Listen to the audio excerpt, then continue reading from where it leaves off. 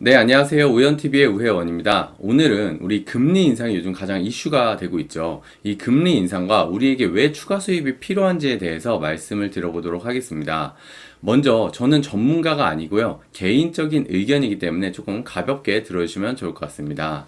자, 우리가 금리 인상이라는 단어가 나오면서 가장 많이 나오는 단어 중에 하나가 이 기준금리라는 거죠. 이 기준금리라는 건 무엇이냐면 말 그대로 한 나라의 금리 체계가 기준이 되는 정책금리다라고 이야기하는데 이러면 조금 헷갈리죠. 쉽게 얘기하면 여러 금융기관들이 있죠. 뭐 보험사도 있을 거고 은행도 있을 거고 여러 가지 금융기관들이 있는데 그 금융기관에서 금리를 정할 때 어떤 기준으로 정하느냐 이것을 바로 기준금리다라고 말씀을 드릴 수가 있습니다. 자, 근데 이 금리하고 물가는 여러 가지 상관관계가 있는데요. 가장 간단하게 얘기하면 시소와 같은 역할을 한다라고 말씀드릴 수 있습니다. 먼저 금리가 상승이 되면 돈의 가치가 올라가기 때문에 물가가 하락을 하게 되고요. 이 물가 하락이라는 게 물건의 가치가 떨어지는 게 아니고 돈의 가치가 올라가기 때문에 같은 값으로도 살 수 있는 것들이 더 많아진다라는 뜻인 거죠. 반대로 보면 금리가 하락하게 되면 돈에 대한 가치가 떨어지다 보니까 같은 물건을 사더라도 돈을 더 많이 지불해야 되는 상황이 오는 것이죠.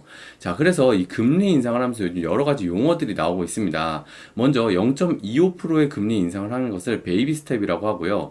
우리가 최근에 우리나라에서 0.5%의 금리 인상을 하게 됐죠. 이걸 바로 빅스텝이라고 이야기합니다. 그리고 지난달과 이번 달에 미국에서는 0.75% 자이언트 스텝을 두 번이나 진행을 했고요. 이번에 사실 1% 울트라 스텝을 하는 거 아니냐 이런 이야기까지도 나왔으니까요. 이런 용어를 조금 알아두시면은 여러분들이 뭔가 기사를 보시거나 할 때 도움이 되실 거라고 생각이 듭니다. 자, 그래서 금리 인하에 대해서 좀 말씀을 드리면 왜 금리 인하를 할까요? 가장 먼저 위기일 때 금리 인하를 하는 경우가 훨씬 많습니다. 예를 들자면 경기 침체가 온다든지 아니면 환율이 하락한다든지 이런 경우에 우리는 금리 인하를 나라에서 채택을 하게 되는데요. 한국은행에서 기준금리를 인하를 하게 되면요. 은행들의 예금이나 대출금리를 인하하게 되겠죠. 그러면 일반적인 기업이나 가게, 개인들은요, 대출을 실행을 할 거고요. 이자가 싸니까요. 그리고 소비와 투자를 활성화하게 됩니다.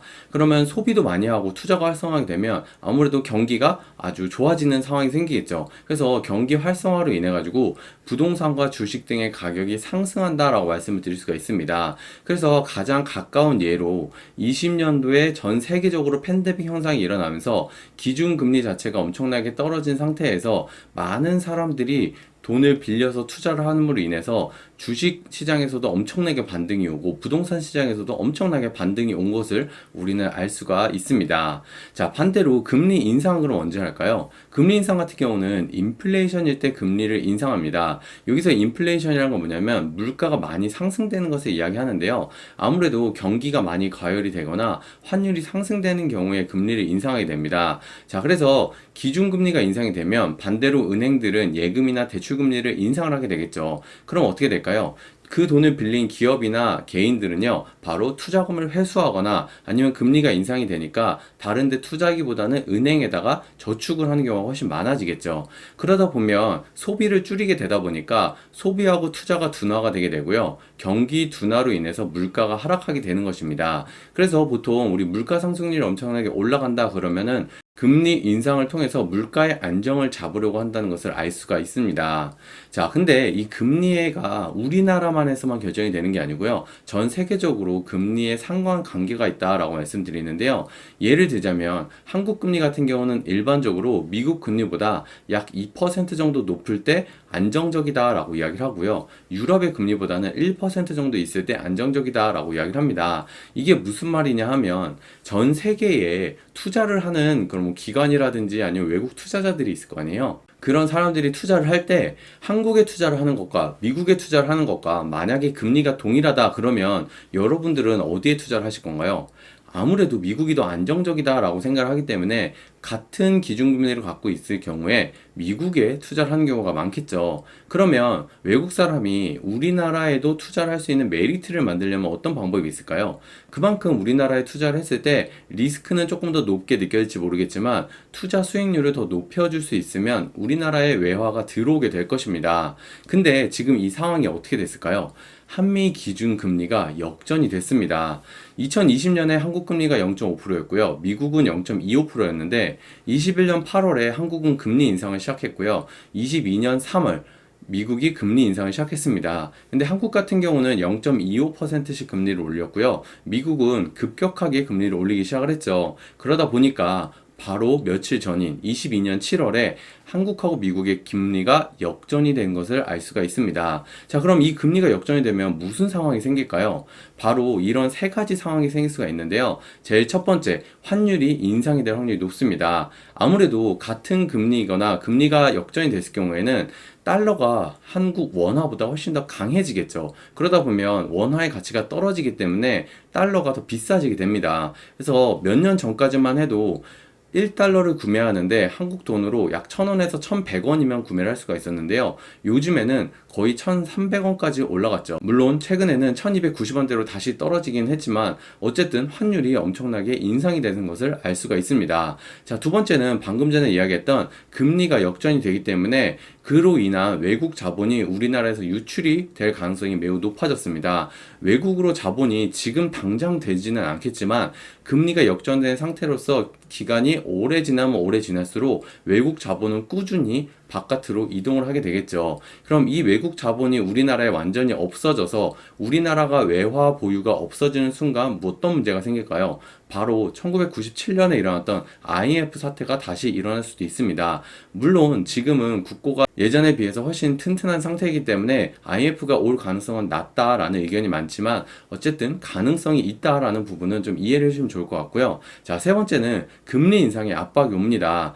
미국이 금리를 계속 올리는데 우리나라가 금리를 올리지 않는 상태면 아무래도 훨씬 더 큰 리스크가 만들어지겠죠. 그러다 보니까 금리 인상을 할 수밖에 없는 상황이 생기는 것이고요. 그로 인해서 일반적으로 대출을 많이 했던 일반 가게들이라든지 기업들에 대한 그런 부채에 대한 부담이 증가를 하게 되겠죠. 그러면 아무래도 부채를 갚아야 될 돈이 많아지다 보면 다른 데 소비를 해야 될 거를 소비를 적게 하기 때문에 경기 활력이 감소가 되는 것을 알 수가 있습니다. 그래서 미국에서 금리를 오르게 되면서 우리나라만 금리를 올리고 있느냐? 그거는 아닙니다. 여기 보시는 것처럼 주요국의 최근 기준금리가 계속 인상을 하고 있습니다. 미국 같은 경우는 당연히 0.75% 계속 올리고 있는데 이에 맞춰서 다른 나라들도 달러가 워낙 강하다 보니까 계속 금리를 올리고 있습니다. 캐나다 같은 경우는 1% 울트라 스텝을 밟았고요.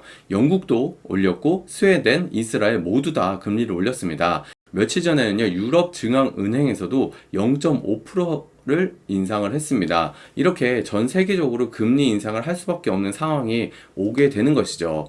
그나마 조금 어느 정도 강대국들 아니면 경쟁력이 있는 국가들은 이런 금리 인상에 있어서 경쟁력을 갖고 있을 수가 있는데요. 리스크가 되게 큰 개도국이라든지 후진국 같은 경우는 매화 자본이 썰물처럼 확 빠져나갈 확률이 높아지는 상황이 생기기 때문에 전 세계적으로 여러 가지 이슈들이 많이 벌어지고 있는 상황입니다. 자, 그럼 미국은 도대체 왜 기준금리를 인상을 할까요?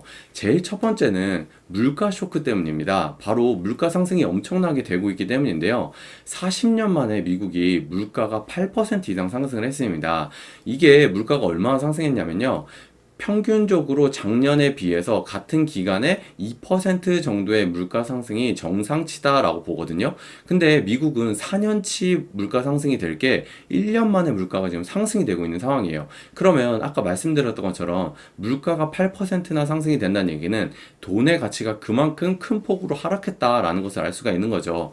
그것뿐만이 아니죠. 전 세계적인 질병이라든지 아니면 지금 전쟁이 일어나고 있는 상황 때문에 여러 가지의 물자나 원재료 이런 여러 가지들이 공급이 부족하게 되면서 물가가 상승할 수밖에 없는 상황이 지속되고 있는 상황입니다. 자, 그리고 두 번째는요, 인플레이션 방지입니다. 물가가 계속해서 상승을 하다 보면 어느 순간 돈의 가치가 정말 휴지 조각이 될 가능성이 있을 수도 있겠죠. 그러다 보니까 이 돈을 걷어들여야 돈의 가치가 올라가게 됩니다. 그로 인해서 팬데믹 현상이 일어나면서 미국 같은 경우는 정말 상상할 수 없을 정도의 많은 돈을 찍어서 뿌리게 됐는데요. 이 찍어낸 돈을 양적 완화한 것을 걷어들이기 위해서 금리 인상을 할 수밖에 없는 상황입니다.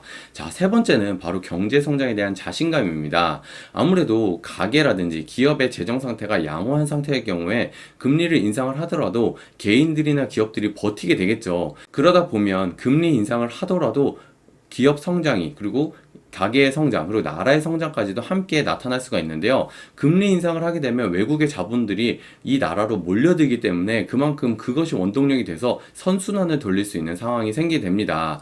그리고 노동시장까지도 안정화가 돼 있기 때문에 기준금리 올리는 정도로서는 괜찮다라고 지금 판단을 하고 올리는 것이죠. 물론 이렇게 금리를 급격하게 올림으로 인해서 경기 침체인 상태다라는 이야기들도 있고요.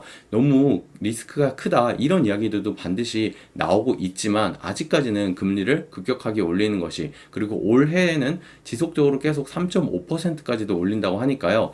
미국은 계속 금리를 올리고 우리나라 역시도 어쩔 수 없이 금리를 계속 올릴 수밖에 없는 상황입니다. 자, 그러면 우리나라의 금리 인상이 되는 상황은 어떤 것들 때문에 만들어질까요? 자, 가장 첫 번째는 높은 물가의 상승입니다. 자, 미국은 8%의 물가 상승을 하고 있지만 우리나라 역시도 물가 상승이 많이 되고 있는 상황이고요. 가계부채가 계속적으로 증가를 하고 있기 때문에 이로 인해서 금리 인상을 통해서 사람들의 돈을 걷어들여야 되는 부분도 어느 정도는 있습니다.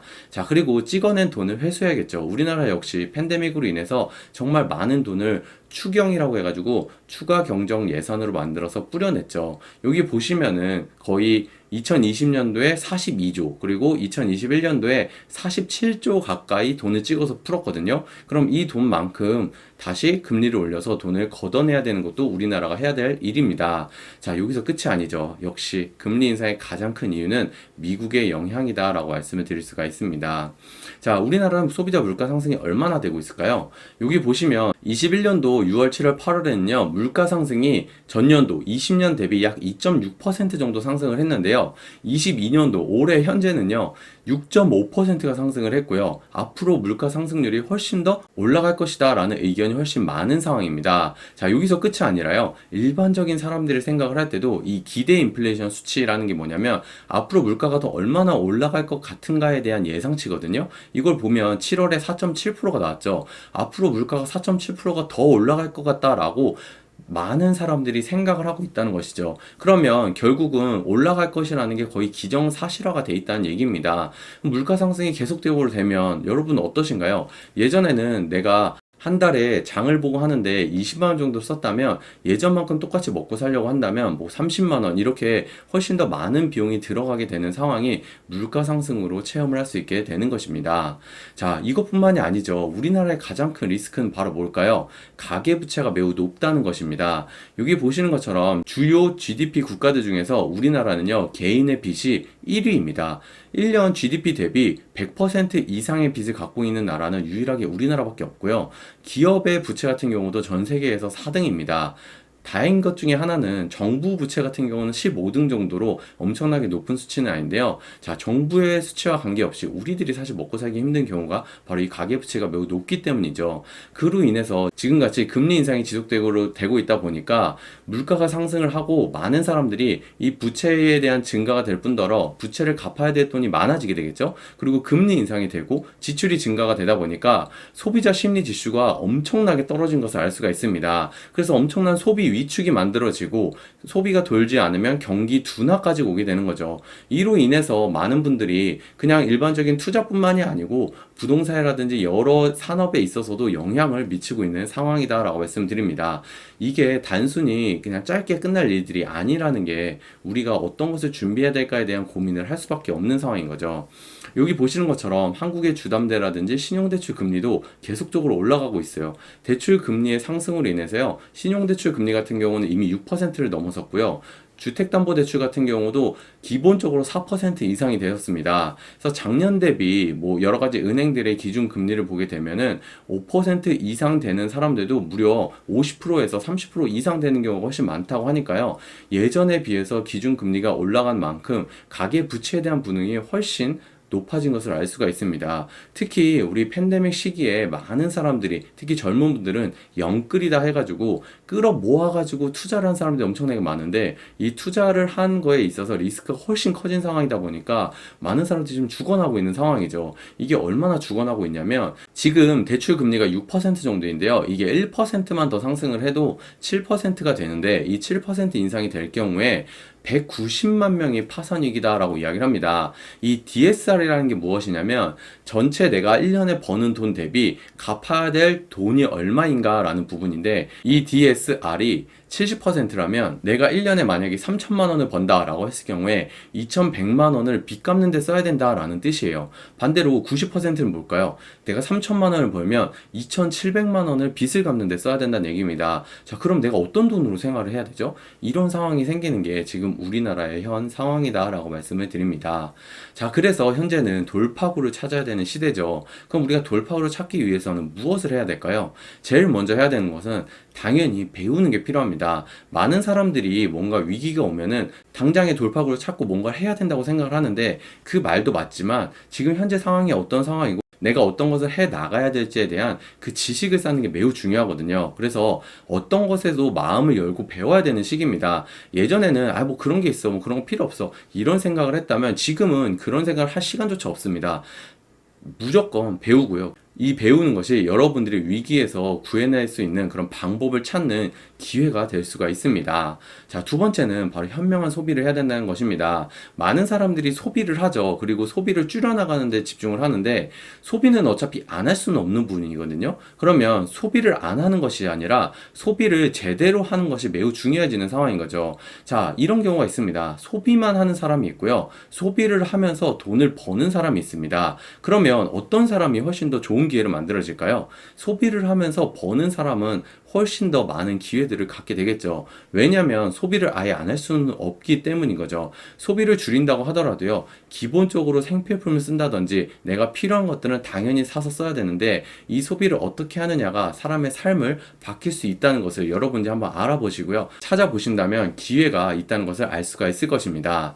자, 세 번째는 바로 추가 수입입니다. 너무 당연한 얘기죠. 요즘은 엔잡러 아니면은 내가 직장을 다니거나 내 다른 일을 하더라도 여러 가지 다른 추가 수입을 버는 것들이 아주 익숙해진 상황인데요. 소비를 줄이는 것보다 수입을 늘리는 것이 훨씬 더 쉬운 방법이라는 것이 알고 계신가요? 여기 보시는 일반적인 수입을 벌더라도 추가 수입의 종류에도 있죠. 임시 수입을 버는 것은 의미가 없습니다. 노동소득을 늘리는 것은요, 아주 임시 방편일 뿐이거든요. 그러다 보면 내 삶이 나아지는 것은요, 노동 수입으로 나아지지는 않습니다. 그럼 무엇을 해야 될까요?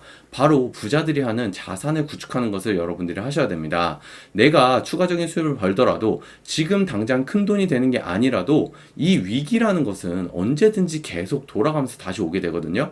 그러면 지금 위기를 조금 이겨내고 다음 위기를 더 벗어나서 훨씬 더 삶을 자유롭고 안정적으로 만드는 것은 자산을 구축해서 이 자산을 통한 수입이 들어오게끔 만드는 것이라는 것은 여러분들 모두 다 알고 계실 겁니다. 그러면 내가 지금 당장 급한 돈을 끄기 위해서 노동소득이 아니라 자산 구축을 할 수 있는 자산 수입을 만드는 일을 한번 찾아서 해보시는 것을 반드시 추천을 드립니다.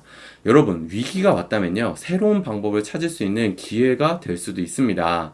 여러분들이 지금부터 준비를 한다면 5년 후에 또 다른 위기가 또 오게 되겠죠. 그 위기가 왔을 때 여러분들의 삶은 그 위기가 더 이상 위기가 아닌 기회가 돼 있을 것이라고 확신을 합니다. 오늘 제가 준비한 내용이 여기까지고요. 오늘 내용도 좋으셨으면 구독과 좋아요, 알림 설정 부탁드립니다. 그럼 다음에 또 좋은 내용으로 찾아오도록 하겠습니다. 감사합니다.